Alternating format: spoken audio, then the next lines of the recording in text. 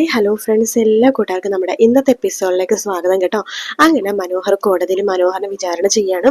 വക്കീല് ചോദിക്കുന്നുണ്ട്, അല്ലടാ നിനക്ക് ഹൈ റേഞ്ചിനോടാണല്ലോ താല്പര്യം?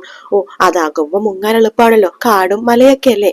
അല്ല, അവിടെ നിന്ന് എപ്പോഴാ നീ നാട്ടിലേക്ക് ചേക്കേറിയത് പറയടാ എന്ന് പറയുമ്പോ മനോഹർ പറയണ്ട്, സർ അത് വലിയൊരു പതിറ്റാണ്ടുകളുടെ കഥയാണ്. അത് എനിക്ക് മറന്നുപോയിട്ടുണ്ടാവും അല്ലേ എന്ന് ഞാൻ പറയാം യുവർ ഓണർ. ഇവന്റെ ആദ്യ ഭാര്യ എന്ന് പറഞ്ഞ ജൂഡി എന്ന് പറഞ്ഞ പെൺകുട്ടിയായിരുന്നു ഇവന്റെ ആദ്യ ഭാര്യ. എന്താടാ നിനക്ക് ഓർമ്മയില്ലേ? ഓർമ്മയുണ്ട് എന്ന് പറയാണ്. അതെ, ആദ്യ ഭാര്യനെ നിനക്ക് ഒരിക്കലും മറക്കാൻ സാധിക്കില്ലല്ലോ. അവിടെ നിന്ന് ഇങ്ങോട്ട് ഒരുപാട് ഭാര്യമാർ ഇവരുണ്ടായെങ്കിലും ജൂഡി എന്ന ഭാര്യ ഇവനെ ഒരിക്കലും മറക്കാൻ പറ്റില്ല യുവർ ഓണർ. ഇവന്റെ 16ാമത്തെ വയസ്സിലാണ് അവരായിട്ട് പ്രണയത്തിലായത്. 17ാമത്തെ വയസ്സിൽ അവര് ഗർഭിണിയായി.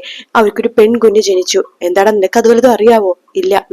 എങ്കിൽ അവർക്കൊരു പെൺകുഞ്ഞ് ജനിച്ചു. ആ പെൺകുഞ്ഞ് ഇപ്പൊ 22 വയസ്സാവാനേ. ആ പെൺകുഞ്ഞ് ഇപ്പൊ ഡോക്ടർ ആവാൻ വേണ്ടി പഠിക്കുകയാണ്. ഉടനെ നാട്ടിലേക്ക് വരും എന്നൊക്കെ ഇങ്ങനെ പറയുന്നുണ്ട്. അതൊക്കെ കേട്ട് മനോഹരാകെ ഞെട്ടുവാട്ടോ.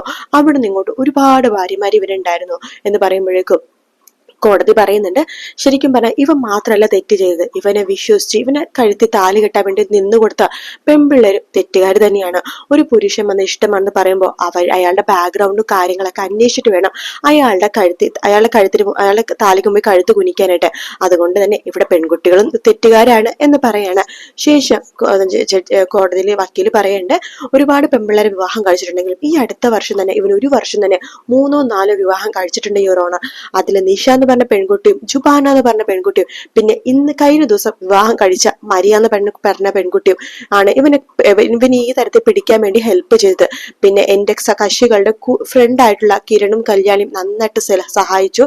മിടുക്കരായിട്ടുള്ള ആ ഒരു അവരാണ് ഇവനെ പിടിക്കാൻ വേണ്ടി ഇത്രയും ആത്മാർത്ഥമായിട്ട് നിന്നിട്ട് ഇവരെ പിടിക്കാൻ വേണ്ടി സഹായിച്ചതെന്നൊക്കെ പറയുന്നുട്ടോ. കിരണിനെയും കരുണിനെ കുറിച്ചൊക്കെ പറയാണ്. അതിനുശേഷം വക്കീല് പറയേണ്ട, അത് മാത്രമല്ല യുവർ ഓണർ, ഇത്രയും വയസ്സിലെടുത്ത് 17 തൊട്ട് 38 വയസ്സ് വരെ ഇവന്റെ 16 മുതൽ 38 വയസ്സ് വരെ ഇവന്റെ പ്രായത്തിനിടക്ക് ഇവന് 68 ഭാര്യമാർ ഉണ്ടായിട്ടുണ്ട് യുവർ ഓണർ എന്ന് പറയുമ്പോഴേക്കും എല്ലാവരും ഇങ്ങനെ ഷോക്കാവാട്ടോ. നമ്മളിങ്ങനെ ഷോക്കാവാണ്. പക്ഷെ ഭാഗ്യം പിള്ളേര് 56 ഉള്ളൂ എന്ന് പറയാണ്. അപ്പോഴേക്കും കോടതി മനോഹർ നോക്കിയിട്ട് നമിക്കുന്നുണ്ട് കേട്ടോ. അല്ല, ഇവിടെ ഇത്രയും പേര് വരുമ്പോഴേ സാധാരണ അവരാണ് എന്നെ കണ്ട് തൊഴാറ്. പക്ഷെ ഞാൻ ഇന്ന് ആദ്യമായിട്ട് നിന്നോട് തൊഴുതു പോകണമാണ്. നമിച്ചിരിക്കുന്നു എന്നിങ്ങനെ പറയുമ്പോഴേക്കും ആകെ നാണം കെട്ടിങ്ങനെ ഇരിക്കാട്ടോ. മനോഹർ ആ സമയത്ത് വക്കീൽ ചോദിക്കണ്ടല്ല, ഇത്രയും പേര് നീ വിവാഹം കഴിച്ചു, കൂടെ നിന്നു, അതിൽ 2 വർഷം കൂടെ നിന്നത് സരിയുടെ കൂടെ മാത്രമാണ് എന്ന് പറഞ്ഞല്ല. ഇതിന്റെ കൂടെ ഇത്രയും നാള് പ്രണയിച്ച ആൾക്കാരുടെ നിങ്ങൾക്ക് എപ്പോഴെങ്കിലും നിനക്ക് എന്തെങ്കിലും സ്നേഹം തോന്നിയിട്ടുണ്ടോ എന്ന് ചോദിക്കുമ്പോ മനോഹർ പറയണ്ടേ, ഇല്ല, പക്ഷെ എന്റെ കൺമണി മോളോട് മാത്രം എനിക്ക് അടുപ്പം തോന്നിയിട്ടുണ്ട്. ഓ, ഭയങ്കരം തന്നെ. ഓ, ആക്കുലിന്റെ മുഖം മാത്രമാണ് നീ കണ്ടതല്ലേ? ബാക്കി ഭാര്യമാരുടെ ഒക്കെ കുഞ്ഞുങ്ങളാവണ മുമ്പേ അവർ വിശേഷം അറിയിക്കുമ്പോ തന്നെ നീ മുങ്ങാറാണല്ലോ പതിവ്. ഇവിടെ നിന്റെ പെൺകുഞ്ഞിന്റെ മുഖം ആദ്യമായിട്ട് നീ കണ്ടത് ഇവിടെയാണല്ലോ, അതുകൊണ്ടിട്ടായിരിക്കും അല്ലെ? എന്നാലും വിശ്വസിക്കാൻ പറ്റില്ല യുവറാണ്. ഇവൻ മരിയ എന്ന് പറഞ്ഞ പെൺകുട്ടിയായിട്ട് കഴിഞ്ഞ ദിവസം അമേരിക്കയിൽ പോകാൻ വേണ്ടി നിൽക്കുമായിരുന്നു. അന്നാണ് സരിയു എന്ന് പറഞ്ഞ ഇവന്റെ ഇപ്പൊ നിലവിലുണ്ടായിരുന്ന ഭാര്യ ഇവന്റെ തലമണ്ട അടിച്ചു പൊട്ടിച്ച് അവരിപ്പോ മെന്റൽ ഹോസ്പിറ്റലാണ്. അതുകൊണ്ട് മാത്രമാണ് ഇവന് അമേരിക്കയിൽ പോകാൻ സാധിക്കാതിരുന്നത്.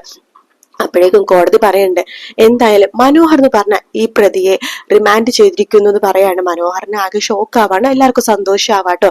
അങ്ങനെ കോടതി പിരിച്ചുവിട്ട് കഴിയുമ്പോഴേക്കും എല്ലാവരും അവിടെ നിന്ന് ഇറങ്ങുമ്പോഴേക്കും മനോഹറിന്റെ ചുറ്റും ഇങ്ങനെ കുറെ പത്രക്കാരും ടി വിക്കാരൊക്കെ ഇങ്ങനെ നിരന്നിരിക്കാട്ടോ. അപ്പൊ അവരിങ്ങനെ ചോദിക്കുന്നുണ്ട്, നിങ്ങൾക്കിപ്പോ കുറ്റബോധം തോന്നുന്നുണ്ടോ എന്ന് മനോഹറിനോട് ചോദിക്കുമ്പോൾ ഇപ്പൊ ഒരുപാട് കുറ്റബോധം തോന്നുന്നുണ്ട്, ഒന്നും വേണ്ടിയിരുന്നില്ല എന്ന് തോന്നുവാണ്. അല്ല, നിങ്ങൾക്ക് ആരോടെങ്കിലും എന്തെങ്കിലും പറയാനുണ്ടോ എന്ന് ചോദിക്കുമ്പോൾ ഞാനിപ്പോ ആത്മാർത്ഥമായിട്ട് സ്നേഹിക്കുന്നത് എന്റെ കൺമണി മോളെ മാത്രമാണ്. കൺമണി മോളിപ്പോ കിരണിന്റെയും കല്യാണിന്റെയും കൂടെയാണെന്ന് എനിക്കറിയാം. കിരണും കരുണും അവളെ നന്നായിട്ട് നോക്കണം എന്നിങ്ങനെ പറഞ്ഞിട്ട് ഇങ്ങനെ ഇരിക്കാട്ടോ. അപ്പോഴേക്കും കൺമണി മോളെ കാണാൻ പറ്റില്ലല്ലോ എന്ന് ആലോചിച്ചിട്ട് ഞാൻ വേറൊരു വിവാഹം കഴിക്കണ്ടെന്ന് വരെ തീരുമാനിച്ചതാണ് എന്ന് പറയുമ്പോഴേക്കും മരിയ അവിടെ നിന്ന് പത്രക്കാരോട് പറഞ്ഞിട്ട്, കള്ളമാണ് ഇവൻ പറയണത്, പെരും കള്ളം.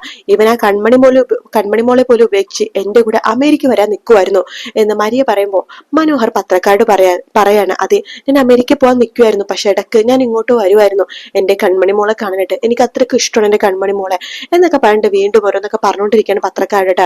അങ്ങനെ അവിടെ അങ്ങനെ നടന്നുകൊണ്ടിരിക്കുന്ന സമയത്ത് കിരണും കല്യാണിയും ജുബാനെടുത്തും അതുപോലെ തന്നെ മരിയെടുത്തും നിഷയെടുത്തും അവിടെ കൂടിയിരിക്കുന്ന മനോഹരന്റെ ഭാര്യമാർത്തൊക്കെ പറയുന്നുണ്ട്, ഇന്ന് വൈകിട്ട് ഞാനൊരു പാർട്ടി അറേഞ്ച് ചെയ്തിട്ടുണ്ട്, നമുക്കെല്ലാം കൂടി അടിച്ചു പൊളിക്കണം. നിഷയുടെ വീട്ടിലല്ലേ ഇവർ തങ്ങാൻ പോണത്? അതെ എന്ന് പറയാണ് മരിയ. എങ്കിലും നമുക്ക് പോയാലോ എന്ന് പറയാണ്. അങ്ങനെ മരിയനെയും കൂട്ടിക്കൊണ്ട് അവർ വണ്ടി കയറി അവിടെ നിന്ന് പോകുന്നുണ്ട് കേട്ടോ. അങ്ങനെ വണ്ടിയിൽ കയറി കഴിയുമ്പോഴേക്കും മരിയെടുത്ത് കല്യാണി ചോദിക്കുന്നുണ്ട്, അല്ല മരിയ ഇനി അമേരിക്കയിലേക്ക് പോവാണോ? അത് 2 ദിവസം കഴിയുമ്പോൾ അമേരിക്കയിലേക്ക് പോകും എന്ന് പറയുമ്പോൾ കിരൺ പറയുന്നുണ്ട്, അല്ല നമ്മുടെ കൺസ്ട്രക്ഷന്റെ കാര്യം എന്തായി മരിയാന്ന് ചോദിക്കുമ്പോ അതിനെ നിങ്ങൾക്ക് തന്നെ തരുള്ളൂ, എനിക്ക് അത്രയ്ക്ക് വിശ്വാസമാണ് നിങ്ങളെ. പിന്നെ 6 മാസം കൊണ്ട് കൺസ്ട്രക്ഷൻ വർക്ക് തീരോ എന്ന് ചോദിക്കുകയാണ്. അത് തീരോ കിരണേട്ടാന്ന് ചോദിക്കുമ്പോൾ 6 മാസം കൊണ്ട് തീരില്ല, മാക്സിമം ഒരു 9 മാസം പിടിക്കും. പിന്നെ ഇന്ത്യയുടെ കാര്യങ്ങളൊക്കെ ആകുമ്പോഴേക്കും 10-11 മാസം എന്തായാലും പിടിക്കും. സാരില്ല, 6 മാസം കഴിയുമ്പോൾ ഞാൻ തിരിച്ചു വരുമല്ലോ, അപ്പൊ പകുതി പണി കഴിഞ്ഞാൽ മതി. അത് കഴിഞ്ഞിട്ട് പോയിട്ട് പിന്നെ വരുമ്പോ എല്ലാം കഴിയുമല്ലോ, അപ്പൊ നമുക്ക് പാലുകാച്ചും ഹൗസ് വാമിംഗ് ഒക്കെ ആയിട്ട് അടിച്ചു പൊളിക്കാം. എന്തായാലും കൺസ്ട്രക്ഷൻ വർക്ക് മാത്രമല്ല, എനിക്ക് നല്ല സൗഹൃദങ്ങളും ഇവിടെ നിന്ന് കിട്ടിയല്ലോ, സന്തോഷമുണ്ട്. പിന്നെ എനിക്ക് ഒരുപാട് നന്ദിയുണ്ട് നിങ്ങളുടെ അടുത്ത്.